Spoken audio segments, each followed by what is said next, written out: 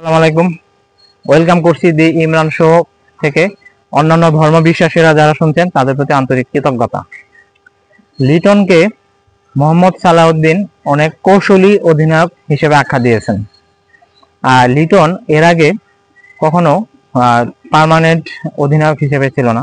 সম্প্রতি লিটন কুমার দাসকে 2026 সালে টি-20 বিশ্বকাপ পর্যন্ত অধিনায়ক হিসেবে ঘোষণা করেছে।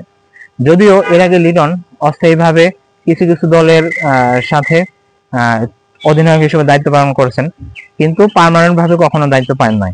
এবারই প্রথম এই 2026 বিশ্বকাপ পর্যন্ত পার্মানেন্ট ভাবে অধিনায়ক হিসেবে দায়িত্ব পালন করলেন। তো করবেন আর কি।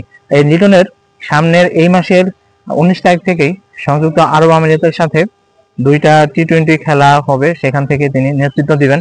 এই নেতৃত্ব দিয়ে তিনি বিশ্বকাপের জন্য দল গোছানো শুরু করবেন।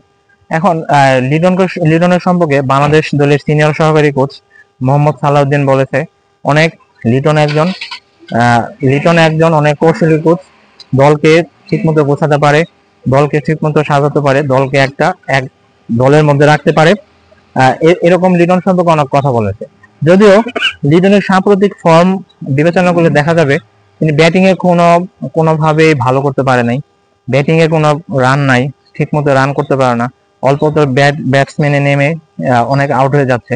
কিন্তু লিটন গত ওয়েস্ট ইন্ডিজ সফরে যে ওয়েস্ট ইন্ডিজের বিরুদ্ধে টি-20 সিরিজ জিতেছিল এবং সেই সিরিজে লিটন তার অধিনায়কের দক্ষতা কৌশল ঠিকমতো অনেক প্রকাশ করেছিল। এবং এই ধারাবাহিকতা দেখে লিটনের এই আগ্রাসী দলের প্রতি মনোভাব, দলের প্রতি একাগ্রতা দেখে তাকে দীর্ঘ সময়ের জন্য বাংলাদেশ ক্রিকেট দলের টি-20 অধিনায়ক হিসেবে ঘোষণা করা হয়েছে। এখন সামনে দেখার বিষয় লিটন তার অধিনায়ক হিসেবে কেমন যাত্রা শুরু করেন, কিভাবে সামনের বিশ্বকাপে লিটন কুমার দাস দলকে সুন্দরভাবে পরিচালনা করতে পারেন এবং দলের সফলতা এনে দিতে পারেন, এটাই এখন দেখার বিষয়।